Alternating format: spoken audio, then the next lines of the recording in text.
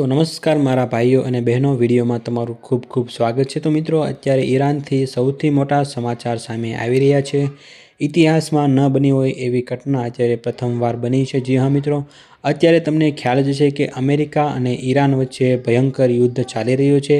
મિત્રો, એવામાં અત્યારે અમેરિકાના હુમલામાં ઈરાનના સુપ્રીમ લીડરનું મૃત્યુ થયું છે। તો મિત્રો, એવામાં અત્યારે ઈરાનની પવિત્ર ગણાતી એવી મસ્જિદ ઉપર લાલ રંગનો ધ્વજ ફરકાવવામાં આવ્યો છે। અને મિત્રો, આવું ઇતિહાસમાં પહેલીવાર બન્યું છે કે આ પવિત્ર મસ્જિદ ઉપર લાલ રંગનો ધ્વજ ફરકાવવામાં આવ્યો હોય।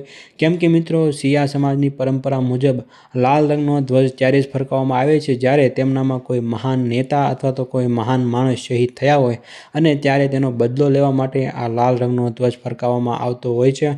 અને જ્યાં સુધી એમનો બદલો પૂરો ન થાય ત્યાં સુધી આ ધ્વજ એમનામ ફરકાવવામાં આવતો હોય છે। તો મિત્રો, એવામાં અત્યારે અમેરિકાના હુમલામાં ઈરાનના સુપ્રીમ લીડરનું મૃત્યુ થયું। તો મિત્રો, અત્યારે ઈરાનની પવિત્ર ગણાતી એવી મસ્જિદ ઉપર લાલ રંગનો ધ્વજ ફરકાવવામાં આવ્યો છે। તો મિત્રો, એનો સીધો મતલબ એ જ છે કે અત્યારે ઈરાન પૂરા બદલામાં મૂડમાં છે અને જ્યાં સુધી તે પોતાનો બદલો પૂરો નહીં કરે ત્યાં સુધી આ લાલ રંગનો ધ્વજ મસ્જિદ ઉપર એમનામ ફરકાવવામાં આવશે।